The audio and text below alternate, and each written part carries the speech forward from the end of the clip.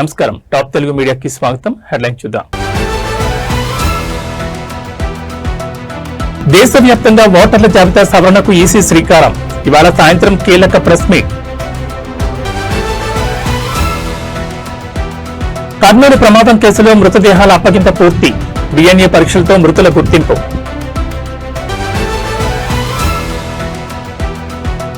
Montha తుఫాన్ effect, సముద్ర తీరంలో ఎగసిపడుతున్న అలలు.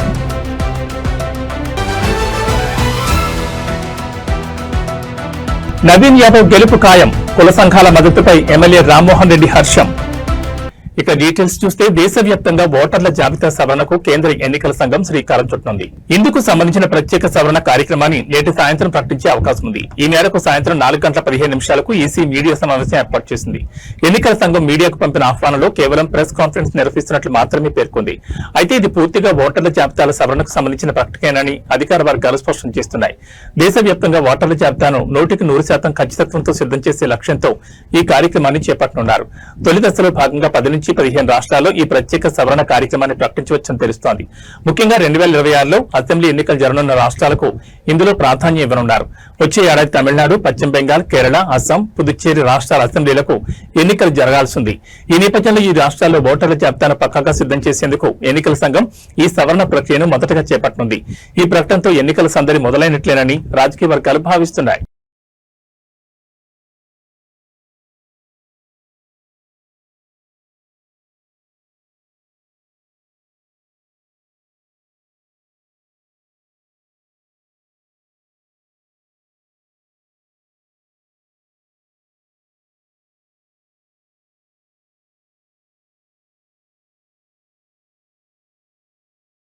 కర్నూలు బస్సు ప్రమాదం కేసులో గుర్తుపట్టలేనంత భయానక స్థితిలో మృతుల శరీరాలు దెబ్బతిన్నాయి.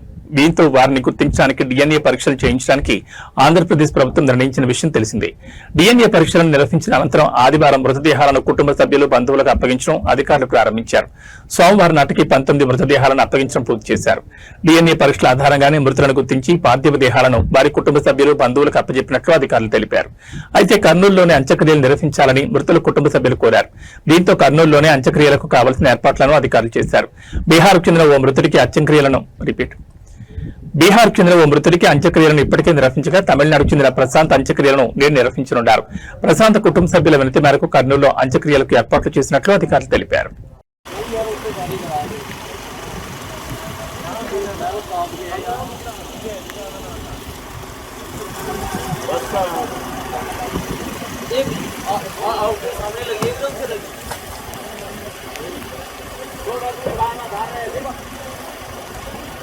गाड़ी का चिकन बहुत है ना, ये गाड़ी के एकदम एक प्रॉब्लम आ जाए इसके जो नहीं बोलते हैं कोई तो प्रॉब्लम है स्लीपर का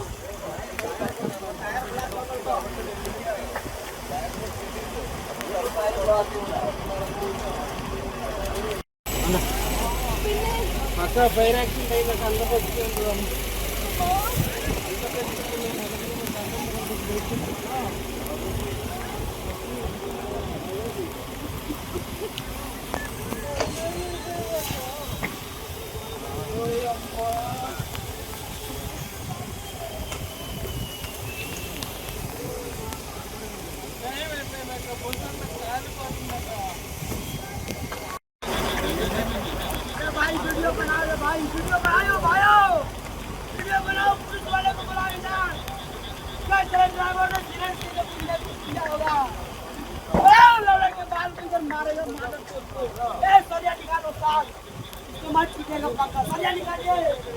हम लोग का ये जान लेने वाला तो ये जान ले लो, इसको पता था कि नहीं आप लेने वाला गाड़ी नहीं निकालेगा।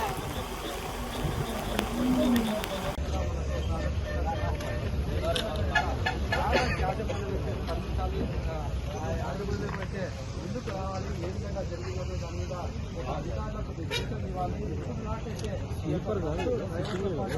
ఆంధ్రప్రదేశ్ రాష్ట్రంలో పలు చోట్ల భారీ వర్షాలు కురుస్తున్నాయి. మరోవైపు మోంతా తుఫాన్ దూసుకొస్తోంది. ఈ నేపథ్యంలో పలు జిల్లాల్లోని పాఠశాలలకు, కాలేజీలకు అధికారులు సెలవులు ప్రకటించారు. తుఫాన్ హెచ్చరికల నేపథ్యంలో విశాఖ జిల్లాలో ఇవాళ, రేపు 2 రోజుల పాటు విద్యా సంస్థలకు సెలవు ప్రకటిస్తున్నట్లు కలెక్టర్ హరీందర్ ప్రసాద్ తెలిపారు. జిల్లా ప్రజలు అప్రమత్తంగా ఉండాలని సూచించారు. అనకాపల్లి జిల్లాలో కూడా కలెక్టర్ విజయకృష్ణన్ 3 రోజులు సెలవులు ప్రకటించారు. మోంతా తుఫాన్ ప్రభావం దృష్ట్యా జిల్లా వ్యాప్తంగా విద్యా సంస్థలకు అక్టోబర్ 27, 28, 29 తేదీల్లో సెలవులు ప్రకటిస్తున్నట్లు తెలిపారు. భారీ వర్షాలు, బలమైన గాలులు వీచే అవకాశం ఉన్నందున ప్రజల భద్రతను దృష్టిలో ఉంచుకుని ప్రభుత్వ, ప్రైవేట్ పాఠశాలల అన్ని విద్యా సంస్థలను మూసివేసినట్లు పేర్కొన్నారు. ఈ ఆదేశాలను ఉల్లంఘించి ఎవరైనా విద్యా సంస్థను తెరిస్తే వారిపై కఠిన చర్యలుంటాయని కలెక్టర్ విజయకృష్ణన్ హెచ్చరించారు. మరోవైపు ఉమ్మడి నెల్లూరు జిల్లాలో విస్తారంగా వర్షాలు కురుస్తున్నాయి. వర్షాల కారణంగా నదులు, వాగులు, వంకలు, కాలువలు పొంగి పొర్లుతున్నాయి. సోమశిల డ్యాంలో 70 టీఎంసీలు, కండలేరు జలాశయంలో 60 టీఎంసీలకు నీరు చేరుకుంది. 1000 హెక్టార్లలో పంటలు నీటి మునగాయని రైతులు ఆందోళన వ్యక్తం చేస్తున్నారు. తుఫాన్ ప్రభావంతో చేపల వేట, చేనేత పనులు నిలిచిపోయాయి.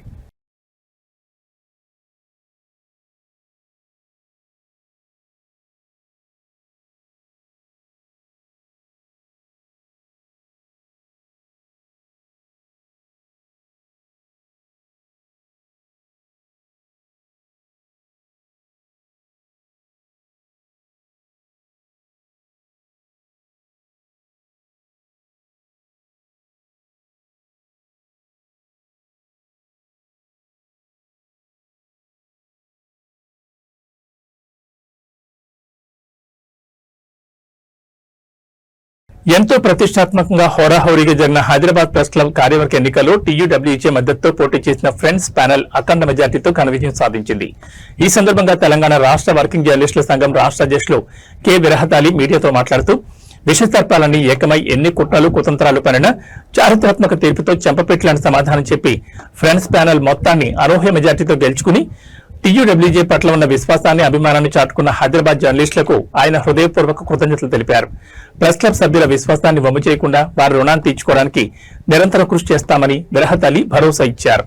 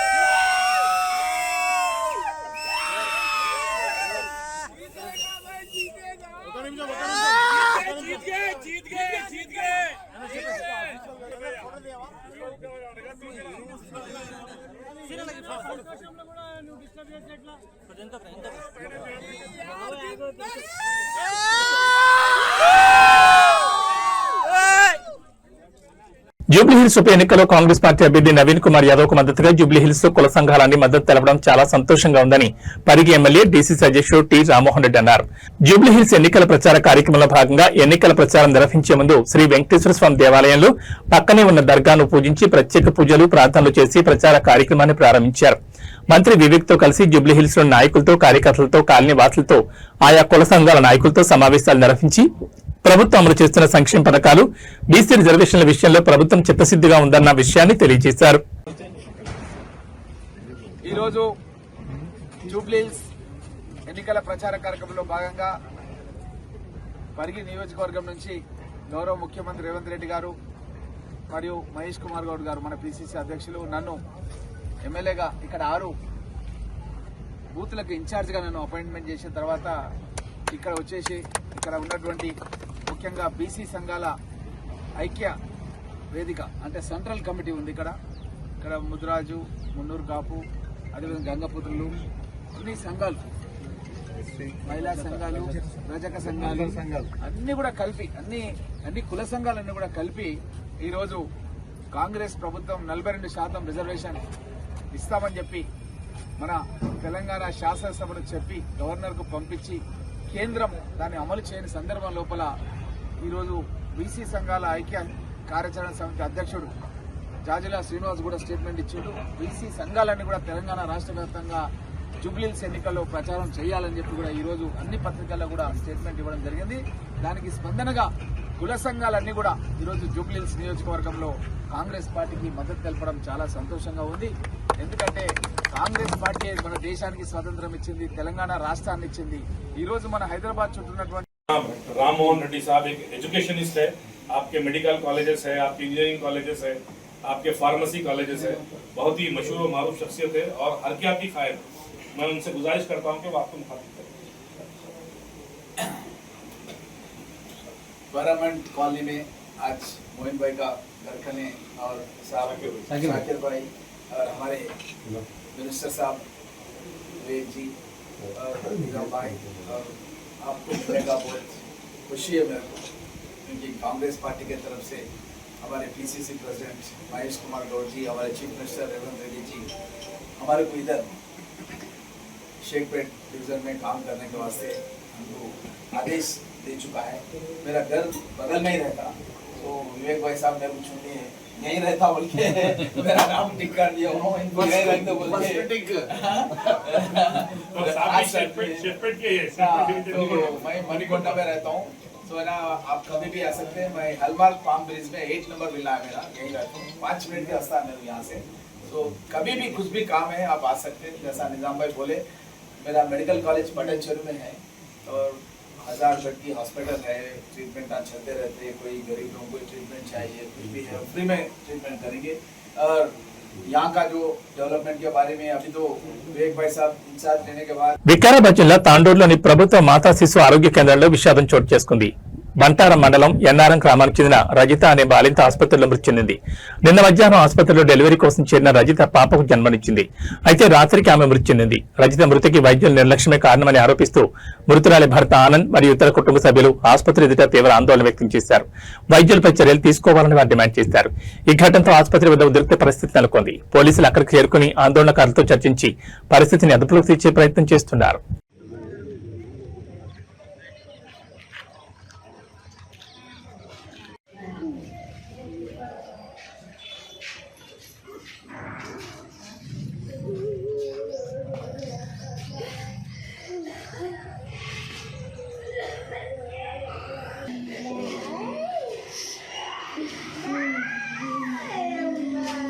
వచ్చి జాయిన్ అయినాం. పేరు విలేజ్ అమ్మాయి ఫుట్బాల్ మండల్ ఎన్నారం గ్రామం.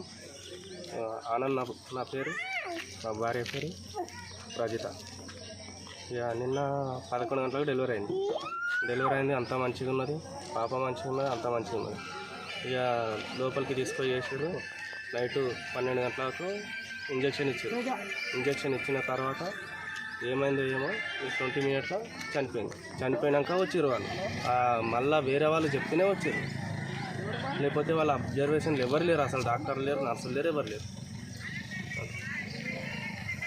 అంటే ఎందుకు చనిపోయిందన్న విషయం చెప్పారు వాళ్ళు. ఎందుకు చనిపోయిందని అంటే పిడుసు రావచ్చు అని అంటున్నారు, కానీ కన్ఫర్మ్ ఏం లేదు. పిడుసు రావచ్చు. ఒకటి న్యూస్ నుంచి బ్లడ్ వచ్చింది. ఎందువల్ల చనిపోయింది ఏంది తెలియదు. మీరేమనుకుంటున్నారు మరి? ఎట్లా మేము ఆ ఇంజక్షన్ వల్లనే వీళ్ళు పట్టించుకోకనే అసలు చనిపోయింది. అసలు 12 గంటలకు బేబీకి పాలిచ్చింది. వాళ్ళు 12 గంటలకు వచ్చినప్పుడు ఏమన్నా తినిపిండి అడిగినాక తినిపించలేదు. మళ్ళీ ఏమన్నా అయితే మళ్ళీ ఇట్లా అని పొద్దున్న తినిపిస్తే వస్తుంది అన్నట్లా తినిపించలేదు, ఏం తాపలేదు.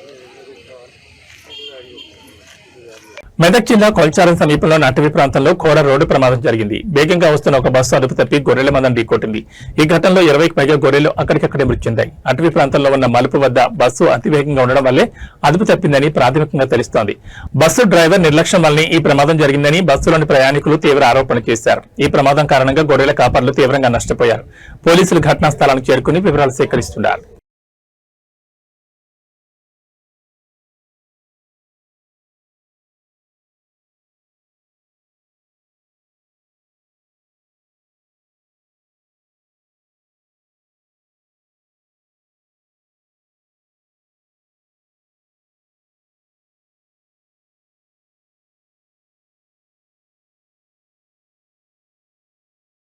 మేడ్చల్ జిల్లా పోచారం మున్సిపాలిటీ పరిధిలోని అనూజిగూడలో ఉన్న అయ్యప్ప దేవాలయం ప్రాంగణం నేడు ఇక్కడ సందడి వాతావరణం నెలకొంది. నీలిమ హాస్పిటల్స్ జోడిమెట్ల వారి ఆధ్వర్యంలో ఇక్కడ భారీ ఉచిత వైద్య సేవలు నిర్వహించారు.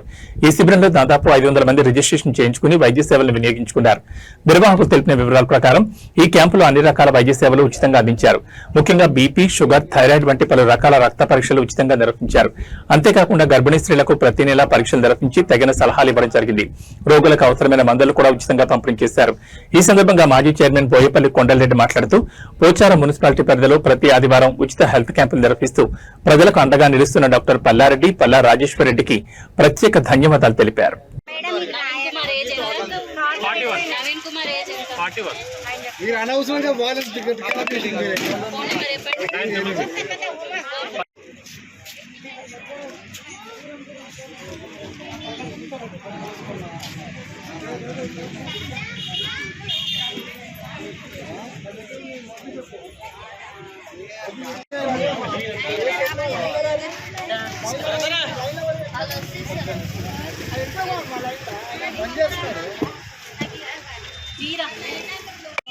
లేదమ్మా అయిపోయింది. పొద్దు నుంచి ముగ్గురున్నా మీతో పాటు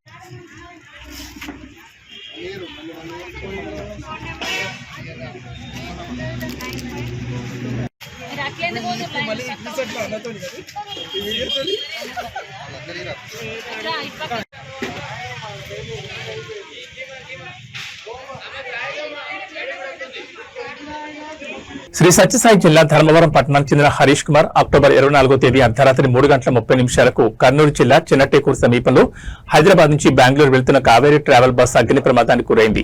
అదే సమయంలో హైదరాబాద్ నుంచి ధర్మవరం కారులో వస్తున్న యువకుడు హరీష్ కుమార్ ప్రాణాలకు తెగించి 10 మందిని కాపాడాడు.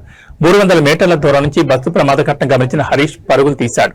రాత్రితో బస్సు అద్దాలు ధ్వంసం చేసి 10 మందికి జీవం పోశాడు. మంటల్లో మునిగిన బస్సు నుంచి బయటపడిన ప్రయాణికులు కన్నీరు ప్రాణాలు కాపాడిన హరీష్ కు అభినందనలు వెల్లువ కురుస్తోంది. బస్సు మంటల్లో పూర్తిగా కాలిపోతున్న 10 మంది ప్రాణాలను రక్షించాడు. కనురెప్పలోని సాహసం చేసి బస్సు అద్దాలు పగలగొట్టి మంటల మధ్య మానవత్వంతో బస్సులోని ప్రయాణికులను కాపాడాడు. బస్సు మంటల్లో కాలుతున్నప్పుడు ధైర్య సాహసాలు చేసి మంటల్లో చిక్కుకున్న ప్రయాణికులను కాపాడి కర్నూలు ప్రభుత్వ హాస్పిటల్కి తరలించారు. హరీష్ చేసిన సాహసం ఇప్పుడు అందరికీ స్ఫూర్తిదాయకం. వైద్య ఆరోగ్య శాఖ మంత్రి సత్యకుమార్ యాదవ్ చేతుల మీదుగా సన్మానం అందుకోబోతున్నారు. నమస్కారం, నా పేరు హరీష్ కుమార్. నేను నా ఫ్రెండ్స్ మణిదీప్, జ్ఞానేంద్ర, వంశీ అని నలుగురు హైదరాబాద్కి వెళ్ళాం పని మీద. నా friend Manideep office Hyderabad. So తన కోసం మన హైదరాబాద్కి బస్కి వెళ్దామని. యాక్చువల్లీ బస్సు వద్దురా, నాకు ఎందుకు రిస్క్, నేను రాను, వెళ్దాం, ఇప్పుడు పోవడానికి అంత ఖర్చు అవుతుంది, నలుగురు కట్టి సరే కార్కి వెళ్దామని చెప్పి కారు తీసాము. సో రిటర్న్లో మేము అక్కడ 9:30కి స్టార్ట్ అయ్యాము హైదరాబాద్లో, మాదాపూర్లో.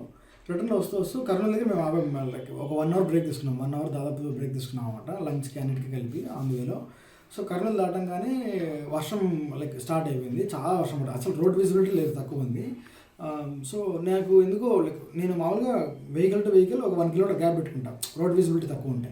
సో 1 కిలోమీటర్కి మా ఫ్రెండ్స్ అప్పుడే 10 నిమిషాల కిందటే మేము టీ బ్రేక్ ఆపాం కాబట్టి బండి స్లోగా వెళ్తున్నాం. సరే ఏముంది అర్జెంట్ అన్నట్టు స్లోగా వెళ్తూ మాట్లాడుతుంటూ వస్తున్నాము. మా ఫ్రెండ్ చెప్పాడనమాట, అరే బస్సు ఏదో ఆగినట్టుంది, స్లో పో అన్నాడు.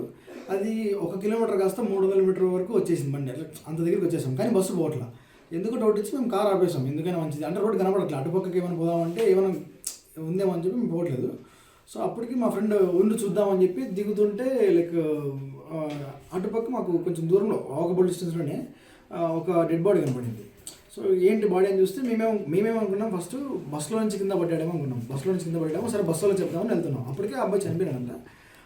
మా ఫ్రెండ్ చూసి సరే చనిపోయాడు లేడని చెప్పి బస్సు వాళ్ళకి చెప్తామని కొంచెం పరిగెడుతున్నా. అప్పటికే నేను కొంచెం దగ్గరికి వెళ్ళగానే లైటింగ్ అని కనపడింది కానీ మంటల లైటింగ్ అని అనుకోలేదు నేను. యాక్చువల్లీ ఏంటంటే ఎల్లో బస్కు ఉండదు, ఎల్లో లైట్స్ పవర్ ఎక్కువ ఉంటుంది కాబట్టి నేను ఆ లైట్స్ ఈ వర్షం మీద కూడా ఎగురుతున్నాయి లైక్ ఆ చినుకులు అంతా. సో ఆ లైటింగ్ అలా ఉంది అనుకున్నా, కానీ ఇంకొంచెం దగ్గరికి చూస్తే మంటలు వస్తున్నాయి అప్పటికే. సో ఎక్కడ బస్సు కింద నుంచి మొదటి భాగం ఫ్రంట్ భాగం డ్రైవర్ క్యాబిన్ అని అనుకుంటున్నాయి. డ్రైవర్ మనం కాలిపోతున్నా అక్కడ చూస్తే డ్రైవర్ అక్కడ ఎవరు లేరు, దూరం చూసినా అక్కడ ఎవరు లేరు. సరే ఓపెన్ చేద్దామని చూసాం కానీ బట్ అప్పటికే మంటలు వచ్చేసి అది ఇంకోటి ఆ బస్కి వచ్చి బయట నుంచి డ్రైవర్ తీయడానికి ఏం లేదు, లోపల నుంచి తీయాలి, బటన్ కొడితేనే ఓపెన్ అయ్యేలాగా సిస్టమ్ అది. సో బటన్స్ అన్ని స్టీరింగ్ మొత్తం అక్కడంతా కాలిపోతుంది అప్పటికే మొత్తం అంతా. సో బస్సుకి అప్పుడు పొగలంటే బస్సులన్నీ వచ్చేసి నా కారు గుర్తుపట్టలేదు ఎక్కడ ఉందనేది. సో అప్పటికే సిచ్యువేషన్ చేసి దాటిపోయింది. ఈ గ్లాస్ ఎవడైతే నేను నా ఫ్రెండ్ అందరం కలిసి పగలగొట్టామో, మేము నలుగురు ఉన్నాం, నాతో పాటు ఇంకో ముగ్గురు ఉండేవాళ్ళు నా ఫ్రెండ్స్. సో వాళ్ళు కూడా అటుపక్క ఎవరైతే దుంకేశారు అప్పటికే ఆ పాపను ఎవరో బాగా పట్టుకున్నారు, మా ఫ్రెండ్స్ పట్టుకున్నారు. సో వాళ్ళందరినీ రోడ్ షిఫ్ట్ చేయించాం అటుపక్కకి. అంటే ఇటుపక్క బస్సెస్ వెహికల్స్ వచ్చేసి పెడతాను ఆ టెన్షన్తో మేము అటుపక్క తీసుకెళ్ళాం. అప్పటికి మంటలు చూసి అటుపక్క ఫ్రంట్ భాగం కాలుతుంది కాబట్టి అటుపక్క వచ్చే వెహికల్స్ అని ఆపేసి ఏం జరుగుతుందని ఆపేసి. సో అటుపక్క ట్రాఫిక్ లేదు, సో మేమంతా షిఫ్ట్ చేసాం అనమాట. ఈ సిచ్యువేషన్లో అప్పటికి కిలోమీటర్ల వరకు బ్లాక్ అయిపోయింది రోడ్డు. సో ఈ మన సైడ్ ఈ సైడ్ రావాల్సిన వెహికల్స్ కూడా రైట్ సైడ్లో రాంగ్ రూట్లోకి వచ్చేసి. సో అప్పటికే ట్రాఫిక్ అంతా నిండిపోయింది, మస్తు అయిపోయింది ట్రాఫిక్ అంతా. సో నేను వెంటనే అప్పటికే నేను జాకీ కోసం వెళ్ళినప్పటికీ బస్సు బ్లాస్ట్ అయిపోయింది. ఎక్కడ ఇన్సైడ్ బ్లాస్ట్ అయింది, బస్సు లోపల బ్లాస్ట్ అయింది. బస్సు లోపల బ్లాస్ట్ అవ్వడం వల్ల నేను లోపల అరుపులు వినపడతానే కానీ అది లైక్ కాపాడమని అరుపులో లేకపోతే కాలిపోతున్న అరుపులో నాకు అర్థం కావట్లేదు. బస్సు ఆ సౌండ్ కన్నా ఈ మంట సౌండ్ ఎక్కువైపోయింది నాకు. సో దగ్గరికి పోవడం కాకుండా ఈలోపు ఎవరైనా అంబులెన్స్కి ఫోన్ చేశారని గట్టిగా అరిచినా ఎవరైనా చేశారంటే ఎవరు పలకలేదు వెహికల్స్. అంటే కిలోమీటర్ వరకు ఆగిపోయింది ఇటువైపు కూడా, ఎవరు అడ్డం తీయలేకపోతున్నారు. కానీ చాలా కొన్ని వెహికల్స్ చిన్న వెహికల్స్ అన్ని పక్క చెట్లలోకి మళ్ళీ ఇచ్చేసాము. ఈ గ్యాప్లో అటుపక్క ఉండే వెహికల్ అప్పటికే కరెక్ట్ ఆ టైంలో హైమారెడ్డి అనే లేడీ వచ్చింది. సో ఆమె అప్పుడు వాళ్ళ కార్స్ కొన్ని క్లియర్ చేసి బస్సుని ట్రక్కులు కొంచెం ముందుకు పంపించేసి ఆ ఒక వెహికల్ ముందుకు పిలిచామన్నమాట. ఆ వెహికల్ ముందుకు వస్తే దాంట్లో ఇద్దరు ఉన్నారు దాంట్లో.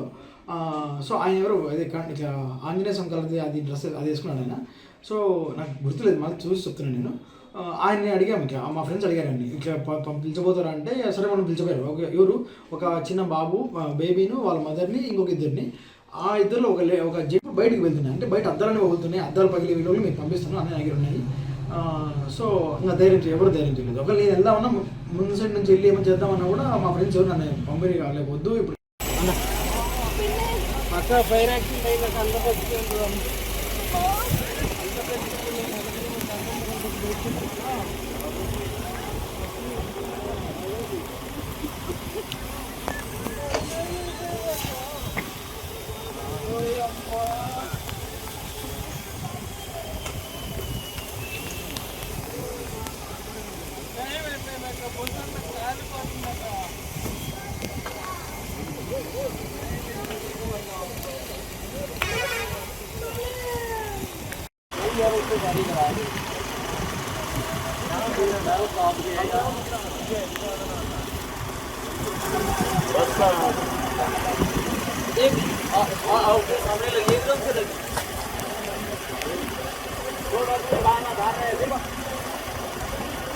गाड़ी का टिकट वाला क्या है ना, ये गाड़ी ले एकदम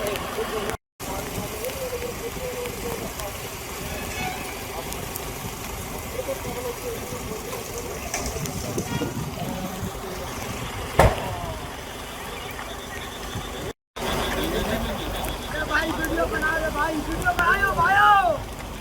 बनाओ पुलिस वाले को बुलाओ ना।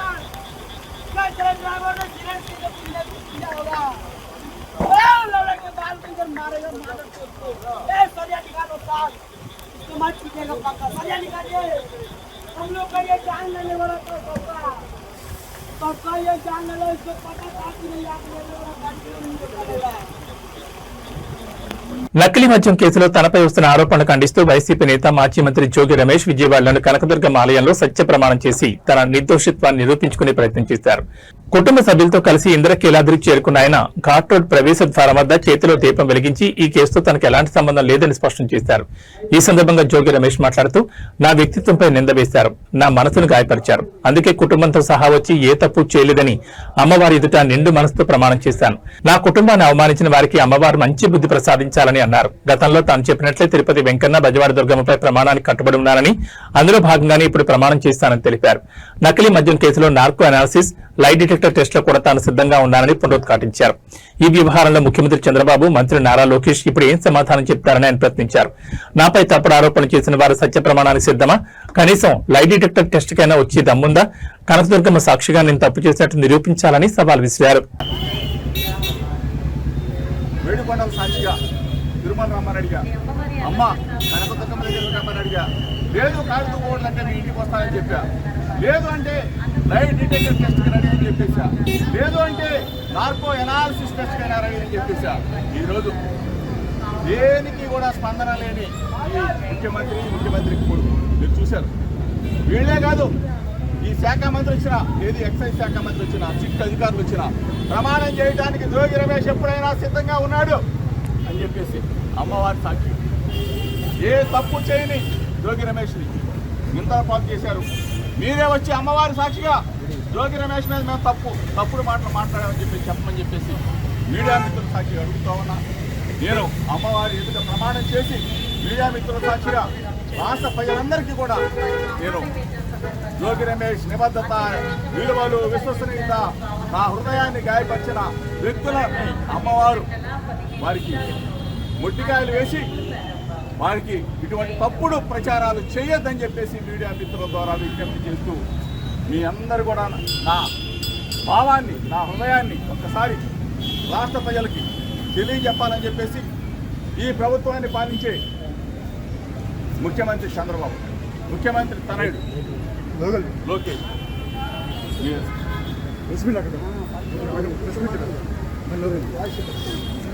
Team India vice captain Shreyas Iyer తీవ్రంగా గాయపడ్డాడు. ఆస్ట్రేలియాతో జరిగిన 3వ వన్డే మ్యాచ్ లో ఫీల్డింగ్ చేస్తూ గాయపడిన ఆయనకు ఇంటర్నల్ బ్లీడింగ్ అయినట్లు తేలింది. దీంతో ఆయన్ను సిడ్నీలోని ఓ ఆసుపత్రిలో చేర్పించి ఐసీయూలో ఉంచి చికిత్స అందిస్తున్నారు. శనివారం జరిగిన మ్యాచ్ లో ఆస్ట్రేలియా బ్యాటర్ అలెక్స్ క్యారీ కొట్టిన బంతిని శ్రేయస్ వెనక్కి పరిగెడుతూ అద్భుతంగా క్యాచ్ అందుకున్నాడు. అయితే ఈ క్రమంలో కింద పడడంతో ఆయన ఎడమ పక్కటెముకలకు గాయమైంది. మ్యాచ్ అనంతరం డ్రెస్సింగ్ రూమ్ చేరుకున్న తర్వాత బీసీసీఐ వైద్య బృందం వెంటనే ఆసుపత్రికి తరలించింది. గత 2 రోజులుగా శ్రేయస్ ఐసీయూలోనే ఉన్నాడు.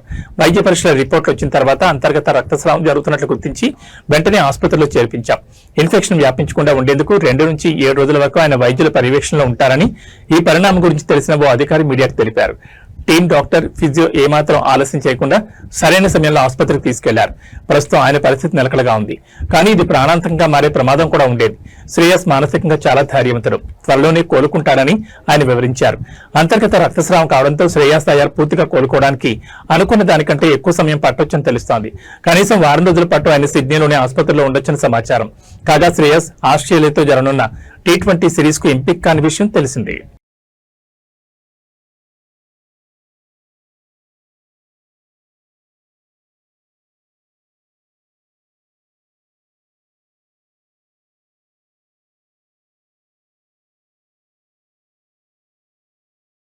ఈ బులెటిన్ విశేషాలు మరో బులెటిన్లో మళ్ళీ కలుసుకుందాం. నమస్కారం.